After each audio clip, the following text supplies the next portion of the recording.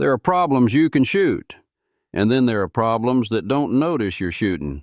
The day that thing showed up over Kosern, boomballs stopped mattering. Boomballs worked. Until this showed up. There are a lot of ways a peaceful planet can die. Most of them are loud, fast, and obvious. You get a sky full of fire, alarms that don't stop screaming, and folks running before they even understand what they're running from.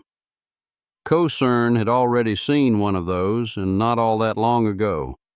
A group of very confident outsiders dropped out of the sky, took one look at a world full of farmers, traders, and long open tables, and decided it would fold the second somebody raised their voice.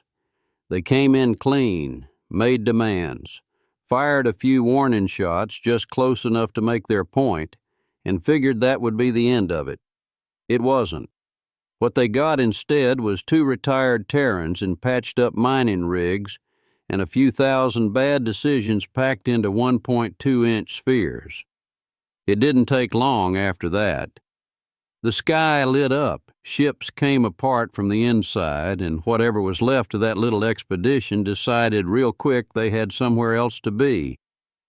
Kosern survived, and like most places that survive something like that, it recovered fast. That's the thing about worlds like this.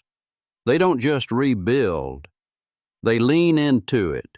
More food, more tables, more people pulled close. Like the answer to violence is reminding the universe they're still here and not particularly interested in leaving, and for a while that worked. You could walk the main streets again and not see the scorch lines unless you knew exactly where to look.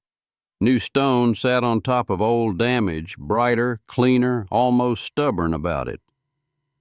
The big communal tables came back first. They always do. Food piled high, voices loud, stories getting bigger every time they were told.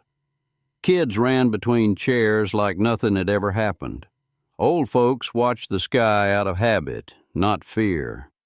That shift matters. There's a difference between watching for trouble and expecting it. Kosern had gone back to watching. Out at the old crater, Jake and Riley hadn't made that shift. They weren't nervous, weren't pacing or stockpiling like men expecting a siege, but they also weren't the kind of men who mistook quiet for safety. They had seen too many problems show up late and meaner the second time around. Jake stood just outside the workshop, sleeves rolled up, one hand wrapped in a strip of shop cloth that had been replaced more times than it deserved, tapping a feed assembly with a wrench like it had personally let him down.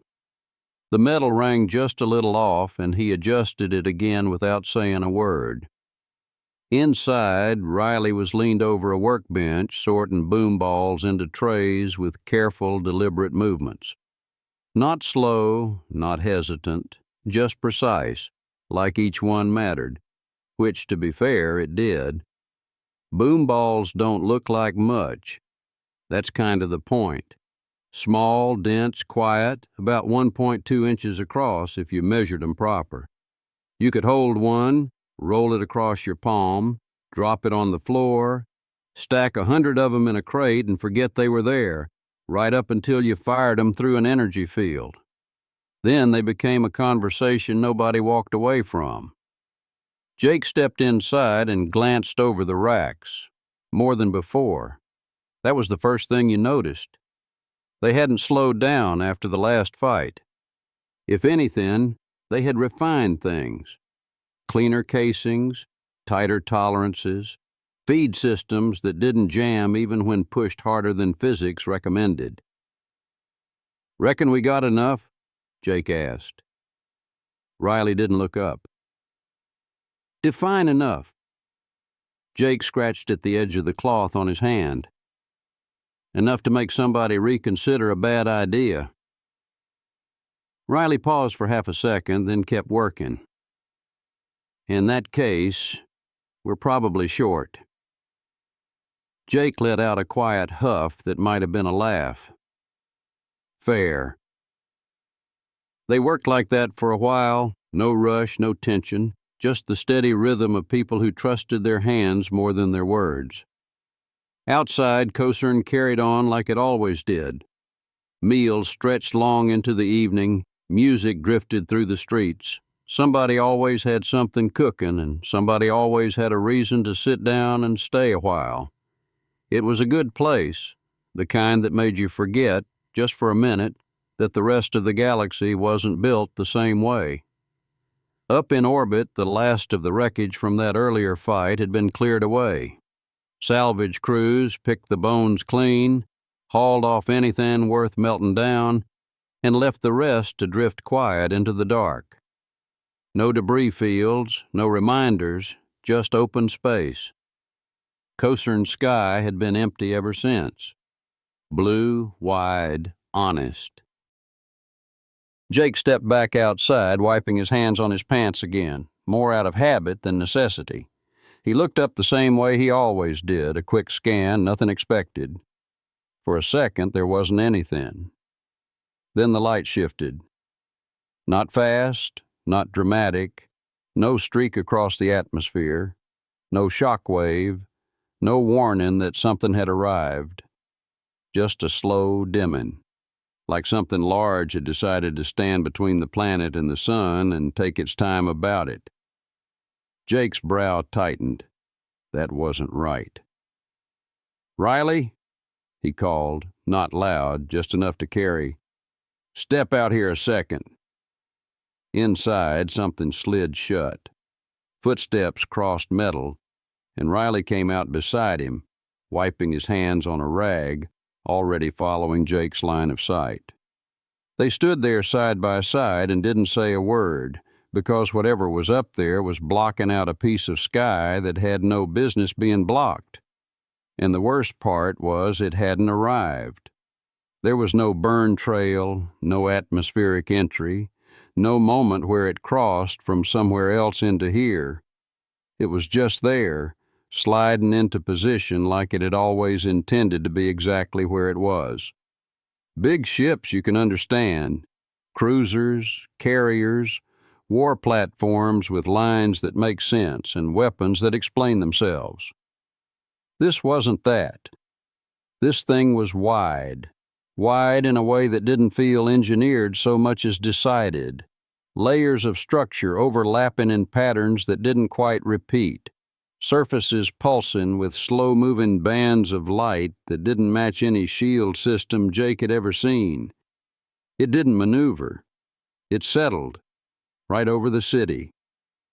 Riley let out a slow breath.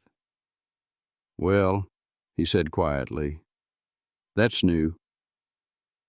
Jake didn't answer right away. He just watched it, head tilted slightly, like he was trying to understand what kind of problem he was looking at. Down in the city, people were starting to notice. Movement picked up in the streets. Conversation stopped mid-sentence. Heads turned upward, a few pointed.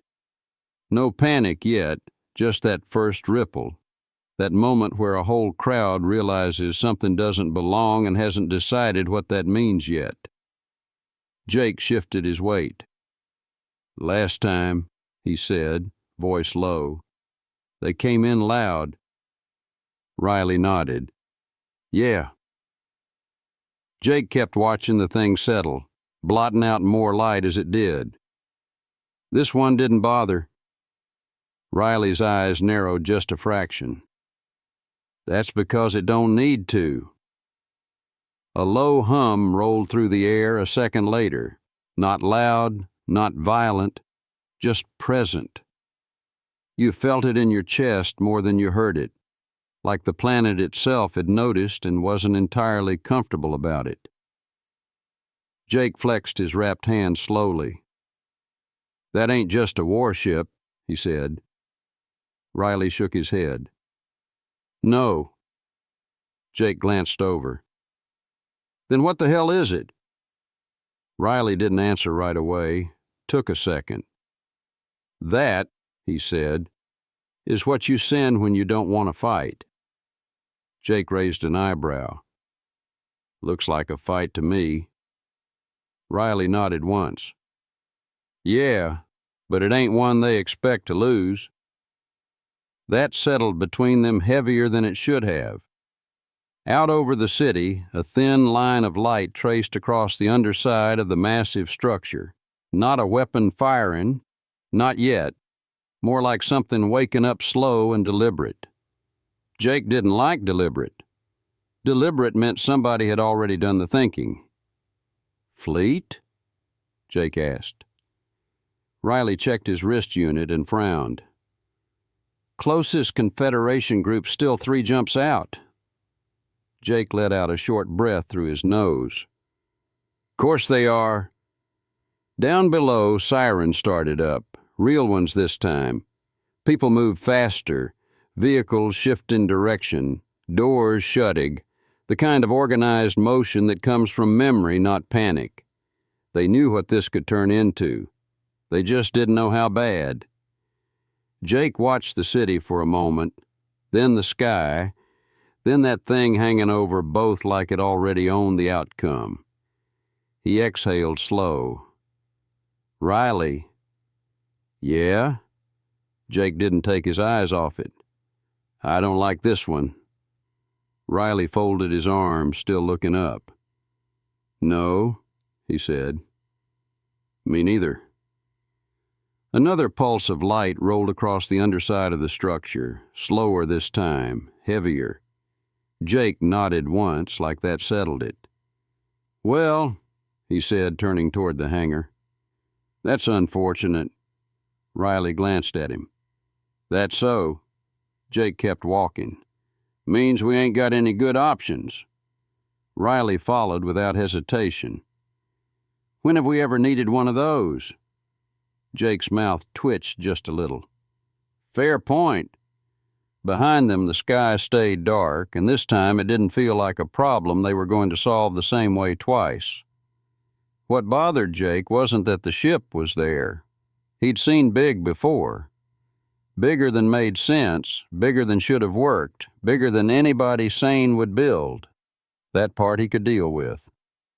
What he couldn't shake was what it wasn't doing. It wasn't firing. It wasn't broadcasting. It wasn't even acknowledging the planet sitting right under it like most invaders did when they wanted to feel important. It just hung there, quiet and patient, like it had already decided how this was going to end and didn't see any reason to explain it. Jake had dealt with enemies before. This didn't feel like an enemy. This felt like a machine doing a job. And they just happened to be standing in the way of it finishing. Now here's the thing about something that's worked before. You don't question it right away.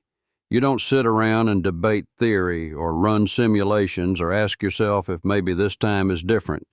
You go with what you know. You go with what already saved the day once, because in a moment like that, familiarity feels a whole lot like certainty. Jake didn't say a word after they stepped into the hangar. He didn't need to. Riley was already moving. Systems came alive one after the other, old panels lighting up in uneven patterns, patched wiring humming with more confidence than it had any right to. Their ships weren't pretty, never had been. Men in rigs at their core, stripped down, reinforced, rebuilt, and modified until the original manufacturers would have denied knowing anything about them, but they were fast, and more importantly, they were theirs. Jake climbed into his cockpit and flexed his wrapped hand once, testing it. Still hurt. Still worked. That was enough. He powered up without ceremony, engine spooling with a low, familiar growl that vibrated through the frame. Same plan? Riley asked over comms, voice calm like they were about to run routine maintenance instead of fly straight into something that blocked out the sky.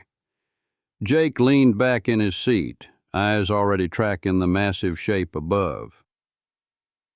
Reckon we start there, he said. That was all the agreement they needed. They launched hard, 2 old ships punching up through Kosern's atmosphere like they had something to prove and not much time to do it. The air burned off around them, clouds splitting as they climbed, the shadow above growing wider, darker, more defined with every second. Up close, the thing didn't get easier to understand. It got worse. Scale does that sometimes. At a distance, you can lie to yourself, tell yourself it's just another ship, just another problem. Get close enough and your brain stops trying to make sense of it and settles on one simple truth. Too big, too much. Jake didn't slow down. Neither did Riley. They didn't circle, didn't test range, didn't wait for the thing to make the first move. That wasn't how they operated. They went straight in. "Let's see if it still listens," Jake said. Riley's launcher spun up. Jake's followed a half-second later.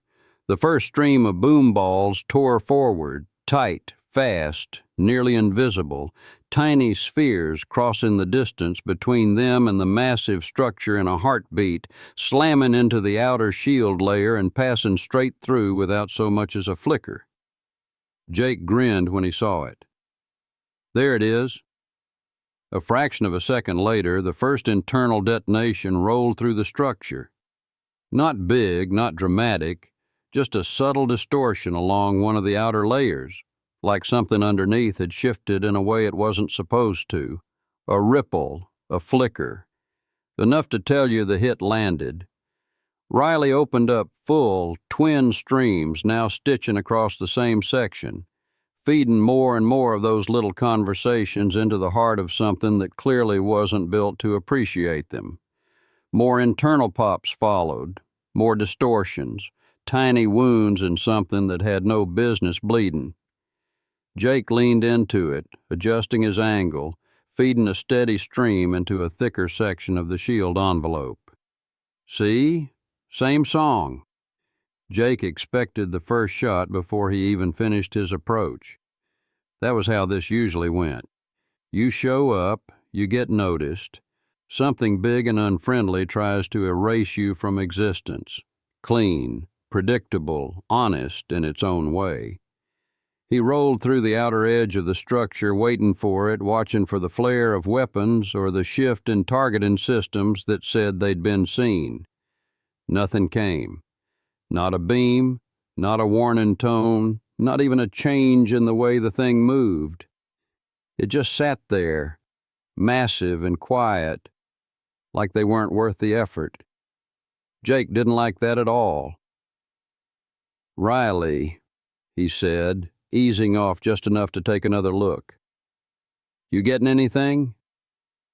Riley's answer came back flat. No lock, no tracking, no response.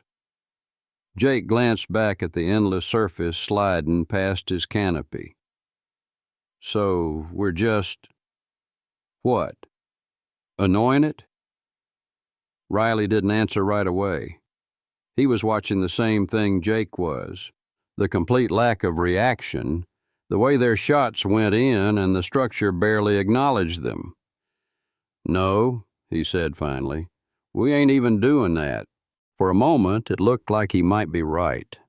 Sections of the massive structure pulsed unevenly, light patterns stuttering as if something inside had been forced to react.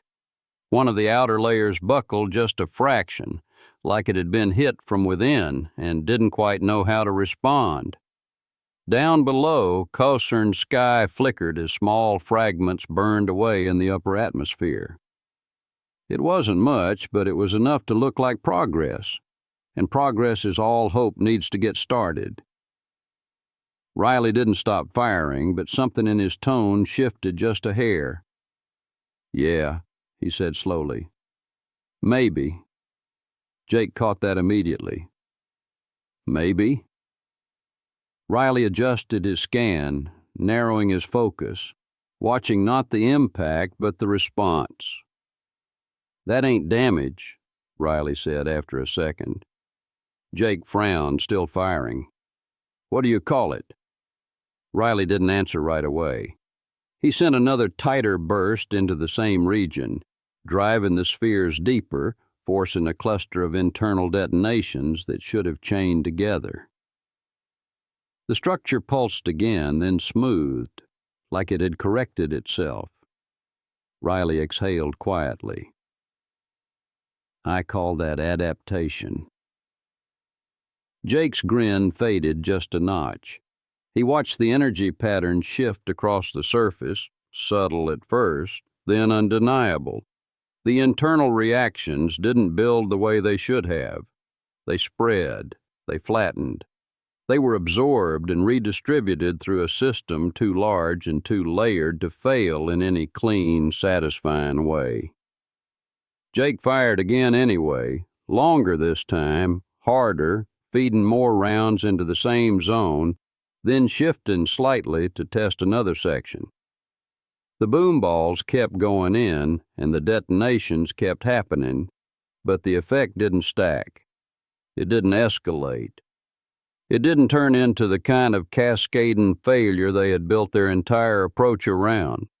It just dissipated, like throwing pebbles into an ocean and expecting the whole thing to care. Jake eased off the trigger for half a second, and that alone said more than anything he could have said out loud. We're hurting it, he said. Riley nodded. Yeah. Jake watched another section pulse, absorb, and settle. But it don't care. Riley didn't argue. They adjusted position, came in from different angles, crossed their streams, tried to force a reaction somewhere deeper, somewhere critical, something that would break the pattern and give them an edge. More rounds, more hits, more internal flashes that should have meant something. The structure just kept sitting there, breathing in its own slow rhythm, responding, adapting, ignoring. Down below, the city wasn't waiting anymore. Sirens had turned into movement. Evacuation lines were forming. Emergency crews were pushing people toward shelters. The same streets that had been full of food and laughter not long ago were now filling with urgency. Jake saw it in the corner of his display and didn't look away for long. Riley? Yeah? You see that charge?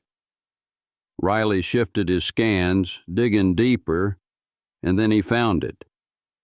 Deep inside the structure, something was building. Not fast, not chaotic, but deliberate.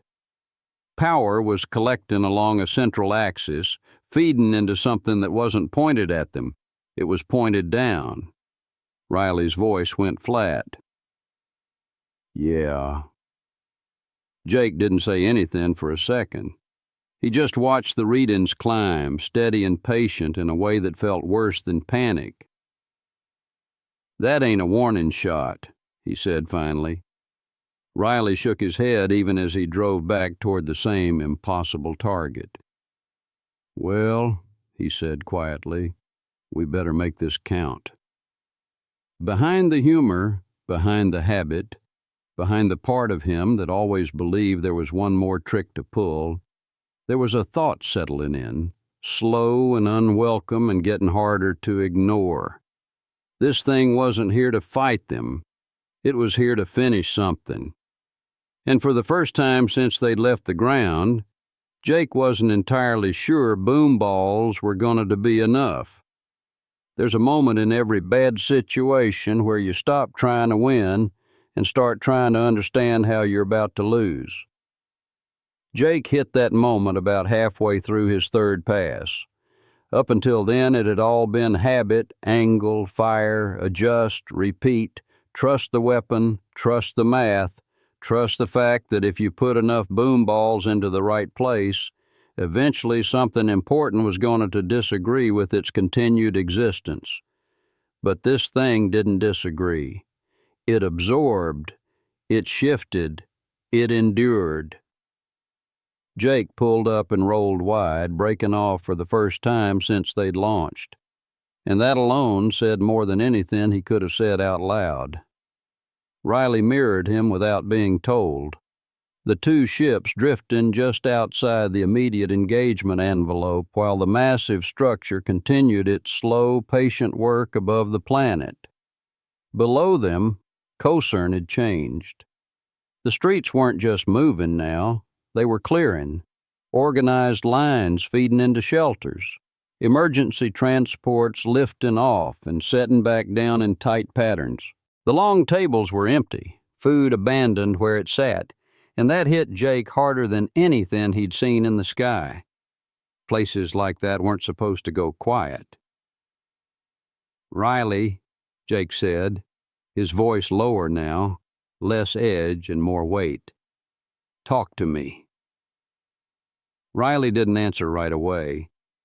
He was already deep in the scan data, filtering out noise, isolating patterns, watching the way the structure moved energy through itself like a living thing with a job to do. "Outer layers are just distribution," Riley said finally. "We ain't hitting anything that matters." Jake exhaled through his nose. "Yeah, I got that part." Riley pushed the scan deeper, threading through shifting shield harmonics, tracking internal energy flow. "Core's buried," he said. "Way down. Everything we're doing gets spread before it ever gets close." Jake glanced back at the structure, then down at the city. "How long?" Riley didn't hesitate. "Not long enough." That settled it. Jake ran a quick mental inventory. Ammo still high, ships still holding together, time not so much. "All right," he said. "So we stopped playing nice." Riley almost smiled at that. "Ain't been nice yet." Jake rolled his shoulders. "Fair." They both knew what that meant. Closer, riskier, the kind of approach that gets people killed if they aren't already committed. They turned back in together, not fanning out this time, not testing angles, just driving straight for the center line of the structure, diving toward the densest energy readings Riley could isolate. Weapons lit up around them, not flashy or dramatic, just precise. Lines of energy cutting through space with the kind of accuracy that said this thing didn't waste effort. Jake twisted through it, thrusters screaming as he cut between two converging beams that would have erased him if he'd been a fraction slower.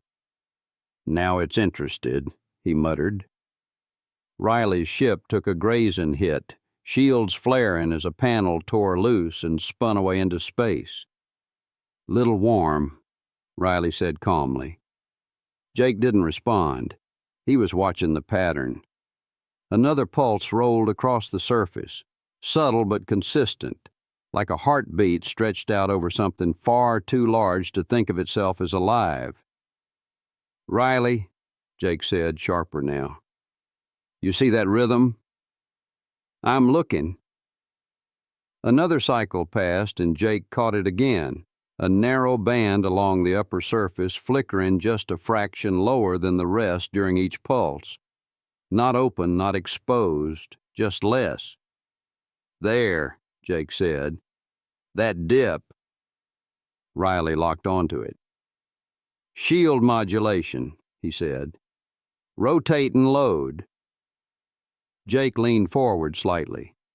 "How thin?" Riley ran the numbers, watching the field fluctuations. "Not thin enough for what we're doing." Jake kept watching it every cycle, same place, same timing. "Yeah," he said slowly, "but maybe thin enough for something else." Riley didn't answer at first, but he pushed the scan deeper, threading through that brief dip, forcing the system to show him what sat beneath it, and then he found it. "Jake!" There was something different in his voice now. Not fear, not panic, just recognition. Jake's eyes snapped to the feed Riley pushed across. Deep inside the structure, far below the shifting layers and redistribution systems, sat a core. Not a standard reactor, not something designed to vent or fail cleanly, but a dense, contained mass of energy sitting inside a field that looked like it had been built specifically to survive exactly the kind of abuse they'd been throwing at it, and everything they had wasn't reaching it. "Tell me we can hit that," Jake said. Riley didn't answer right away. He ran the trajectory, the timing, the detonation window, already knowing the answer before he finished. "No," Jake's jaw tightened. "Not even if we dump everything?" Riley shook his head. "Boom balls trigger too early. We get inside layers, they go off before they ever reach the core.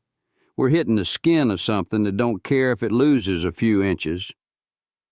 Jake sat back just a fraction, and that was new. That was real. For the first time since they'd built these things, they had a problem the weapon didn't solve. Another pulse rolled across the structure, and Jake watched the dip again. Same timing, same place. Riley saw him watching it. "Don't," Riley said quietly. Jake didn't look away. "How far in?" Riley exhaled slowly. "Too far." Jake nodded once. "That ain't a number." Riley ran it again, forcing precision out of a situation that didn't allow much of it. "Through the gap, down the axis, maybe you make it to the core before the next pulse cycle collapses it." Jake's grip tightened on the controls. "And the boom balls?" Riley didn't soften it. "If they all go at once, you might get a full cascade." Jake stared at the feed. Might. That ain't a word he liked. Down below, the energy build shifted again, higher now, closer. Kosern didn't have time for a better answer. Jake exhaled slow. "All right," he said. Riley's voice cut in, sharper this time. "Don't." Jake glanced over, even though there was nothing to see but empty space between them. "You got a better idea?" Riley didn't answer because he didn't. That was the problem. Jake nodded once. "Yeah," he said. "Didn't think so." Another pulse rolled across the structure, the gap flickering open for just a fraction of a second. Jake lined up on it. Riley watched him do it, watched the angle, watched the timing, and understood exactly what he was seeing. "You're not fast enough," Riley said. Jake didn't argue. "That so?" Riley's voice stayed steady. "I got the better line." That hung there for a second, heavy and final. Jake didn't like it, not even a little. "No," he said. Riley ignored him, already adjusting his trajectory. "Timing's tight. I can ride the pulse in." Jake's voice hardened. "No." Riley didn't raise his voice, didn't push, didn't argue. "Ain't enough time for clever." That landed harder than anything else could have. Jake knew it was true. That didn't mean he had to accept it. "We'll find another way," he said. Riley finally looked over, even though there was nothing there to see. "We already did." Silence filled the space between their ships. Below them, a planet waited. Above them, something was about to end it. Jake swallowed once. "Riley." "Yeah?" Jake didn't finish the sentence, didn't know how. Riley saved him the trouble. "Might want to back up a bit." Jake's hand tightened on the controls, everything in him pushing back against what he knew was coming, everything in him knowing there wasn't time to stop it. Another pulse rolled across the structure. The gap opened, just a fraction, just long enough. Riley's engines flared, his ship lining up with a precision that came from years of doing exactly this kind of thing when it mattered most. And before Jake could say anything else, Before he could find the words he didn't have, Riley was already moving, already committed, already gone, driving straight into the only option they had left. Riley's ship disappeared through the gap like it had been swallowed.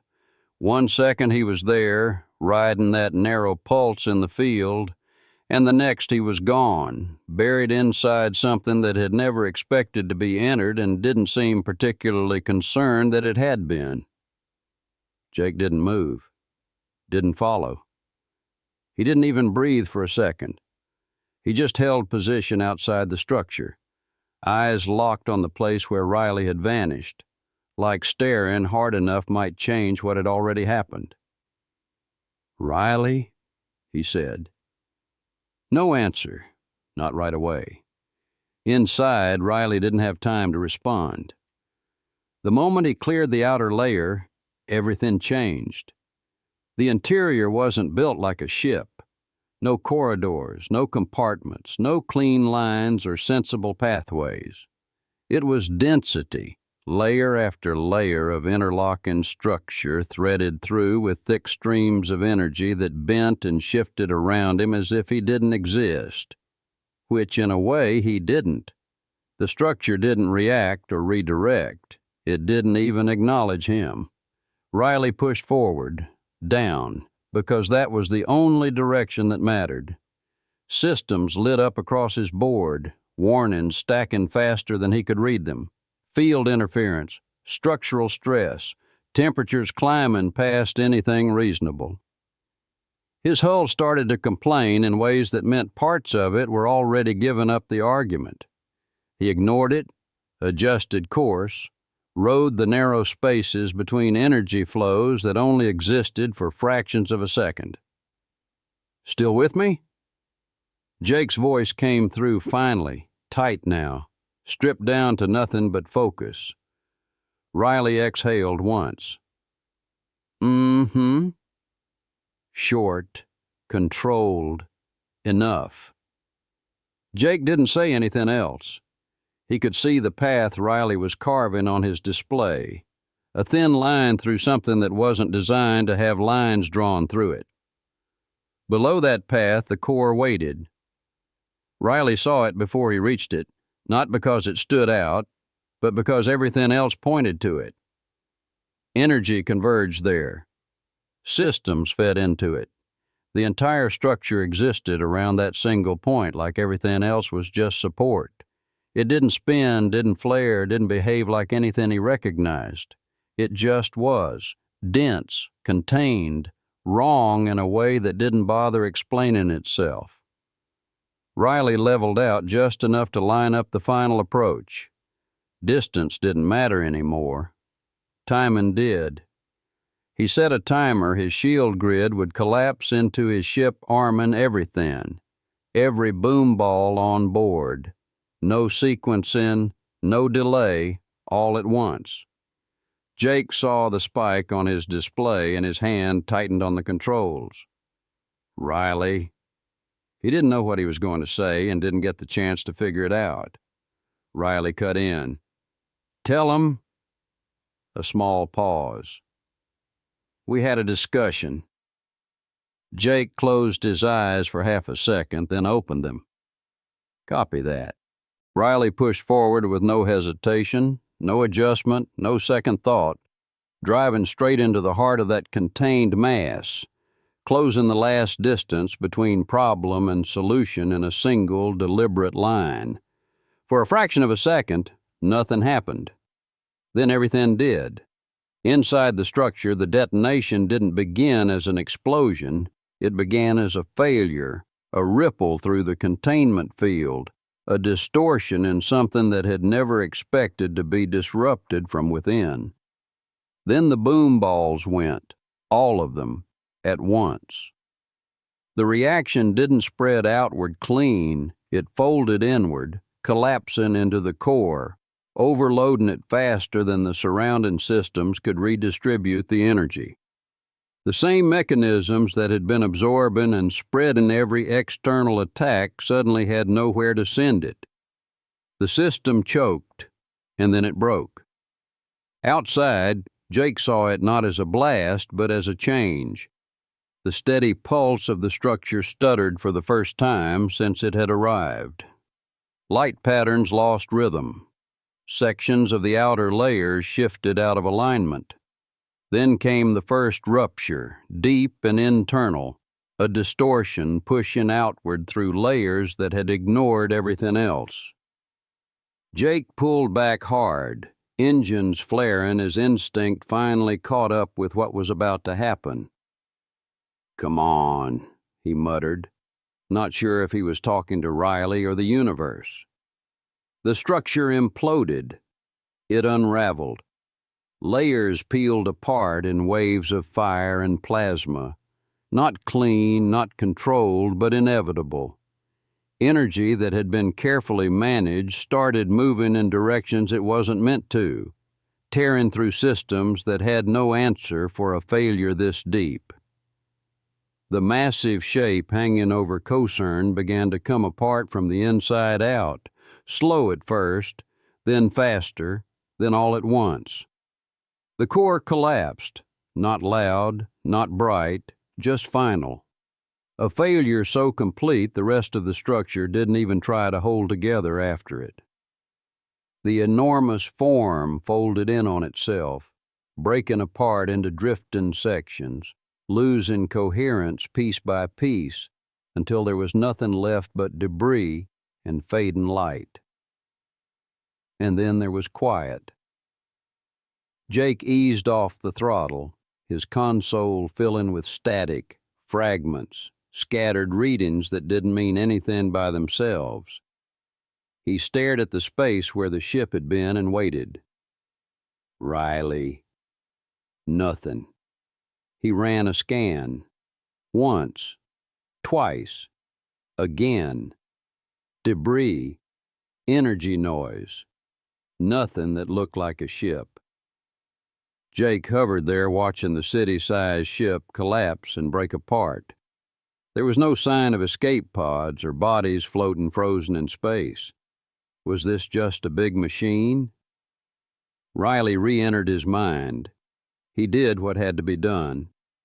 Riley and Jake had been together for so long, Jake wasn't sure how he would get along without him. But he would. Riley sacrificed himself for Jake and the planet.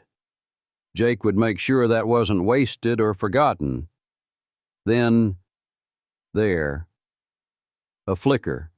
Small. Weak. Easy to miss if you weren't looking for it. Jake leaned forward and ran it again. Same spot. Same signal. Still there. He let out a breath he didn't realize he'd been holding. "Well," he said quietly, a beat passing before he finished the thought. "I'll be damned." Thing is, at a moment like that, you expect noise. You expect cheers, relief, somebody somewhere yelling that it's over, like saying it out loud makes it more real. That's how most stories tell it. Big finish, big reaction, everybody breathing again all at once. That ain't how it felt. Up in orbit, there was just debris. Pieces of something that had been too big to understand a few minutes ago, now drifting quiet and directionless like it had never mattered at all. The shadow was gone. The light came back. Kosern turned blue again like nothing had ever interrupted it. Jake didn't celebrate, didn't say anything. He just sat there a second longer than he should have, eyes scanning the empty space where that thing had been, like maybe if he waited long enough it would explain itself before it finished disappearing. It didn't. His console flickered with residual noise, scattered readings, fragments of energy that didn't settle into anything useful. Most of it was junk, aftermath, the kind of data you ignore once the problem's been solved. Except for one. That flicker. Still there, still weak, still not gone. Jake tightened his grip on the controls and adjusted his vector without thinking about it too much. That was the part he trusted, the part that moved before his brain got in the way, and started asking questions he didn't want answers to. "Hang on," he muttered, already moving. The signal drifted just outside the main debris field, small enough it could have been written off as nothing if you weren't looking for something specific. Jake was. He cut his speed as he got closer, thrusters easing him into position, careful now in a way he hadn't been a few minutes ago. Debris floated around him in slow arcs, fragments of structure that had once been part of something far too big to fail. He ignored it and focused on the signal. There was a shape there, small, broken, familiar. Son of a bitch. Jake leaned forward, squinting through the canopy as the image resolved into an escape pod, or what was left of one. Half the outer shell was gone, scorched and twisted, the kind of damage that said it hadn't left the ship clean, more like it had been thrown clear by something that didn't care if it survived the trip. The beacon flickered again, barely. Jake didn't waste time. He brought his ship alongside, matching drift, lining up the retrieval clamps with the kind of precision that came from years of pulling valuable things out of places they had no business being. "Don't you quit on me now," he said under his breath.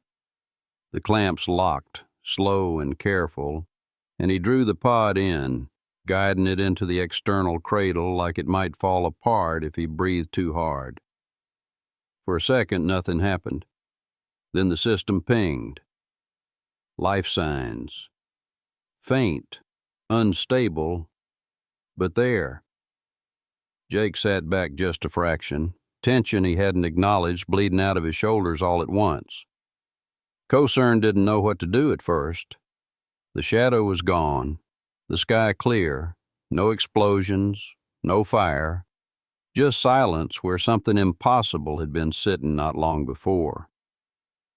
It took a minute for that to settle in, longer for people to believe it. Then the noise came back, not panic this time, but relief. People poured out into the streets again, not all at once, but enough that the city started to feel alive instead of waiting. Sirens shut down one by one.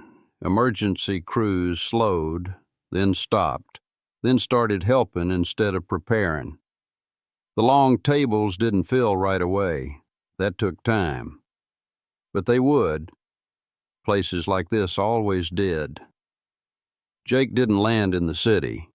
He brought the pod straight back to the crater, didn't call ahead, didn't explain. He set down hard, engines cutting the moment the ship touched ground, and he was out of the cockpit before the systems had fully powered down. The pod looked worse up close, metal peeled back like it had been forced open from the inside, scorch marks running across what was left of the hull. The access panel was jammed halfway shut, warped just enough to resist being opened the normal way. Jake didn't bother with normal. He grabbed a pry bar from the side of the bay and wedged it into the seam, leaning into it with the kind of force that ignored whether his hand liked it or not. The metal gave with a sharp crack, and he pulled it open the rest of the way. Inside was Riley, strapped in, unconscious, alive, barely. Jake stood there for a second, just looking at him, then let out a slow breath. "Idiot," he muttered, though there wasn't much heat in it. The med teams didn't ask questions. They'd learned better. A Terran shows up carrying someone who looks like that. You don't slow things down with conversation. You move fast. They took Riley off Jake's hands and disappeared into the transport before Jake could say anything else. He was busted up bad. Real bad. Don't hold out hope bad. Jake followed anyway. Not because they asked him to, but because there wasn't anywhere else he was going to be. The hospital was quiet. Too quiet for a place that had just come that close to losing everything. Jake sat in a chair that wasn't built for comfort, elbows on his knees, hands hanging loose, staring at a wall like it might explain something if he gave it enough time. Nobody bothered him. They knew better than that. Eventually, a doctor stepped out. He didn't look nervous or particularly relieved, just tired. "He's alive," the doctor said. Jake didn't move. For now. That got a response. Jake leaned back just a little, nodding once like he'd expected nothing more and nothing less. "Good," he said. Time passed. Not much, just enough. Jake never left his side. Friends from the city brought in clothes and food for him. Nobody even suggested he should go home and sleep. Instead, they rolled another bed into Riley's room. The room was dim when Riley finally opened his eyes, slow at first, then a little wider, like he was deciding whether being awake was worth the effort. Jake was already there, same chair, same position, like he hadn't moved. Riley blinked once, twice, then looked over. "You look worse than me," he said, his voice rough enough it barely counted as sound. Jake didn't react right away, then said, "I didn't fly into a reactor." Riley shifted just enough to wince. "Yeah, but you thought about it." Jake's mouth twitched despite himself. There was a pause, not awkward, just there. Riley glanced toward the ceiling, then back at Jake. "We win?" Jake nodded once. "Yeah." Riley let out a slow breath. "Told you." Jake shook his head slightly. "You're an idiot." Riley didn't argue. "Ain't dead, though." Another pause settled between them. Jake leaned back in his chair, finally letting himself relax just a fraction. "Next time," he said. Riley's eyes drifted half shut again. "Yeah?" Jake looked over at him. "We use more." Riley's mouth pulled into something that might have been a smile. "Reckon so." Outside, Kosern was already starting to fill back up again. Tables, voices, life returning to where it belonged. This was the second time those two old humans saved their world. They would never want for anything. But this was their home too, and it was worth protecting. Up in orbit, where something impossible had once been sitting, there was nothing left but empty space, at least for now. Jake and Riley spent their time pulling down some of the bigger pieces to the surface. They just wanted to see how it worked. That's the story. Now, if you like getting these a little early, memberships are open. Appreciate you either way. If you want more like this, there's more on this channel. And if you feel like sticking around, hit subscribe. My Patreon site is SciFi. Signal A J Maraine. Ebooks by A J Maraine are also out there. All right. I'll see you on the next one.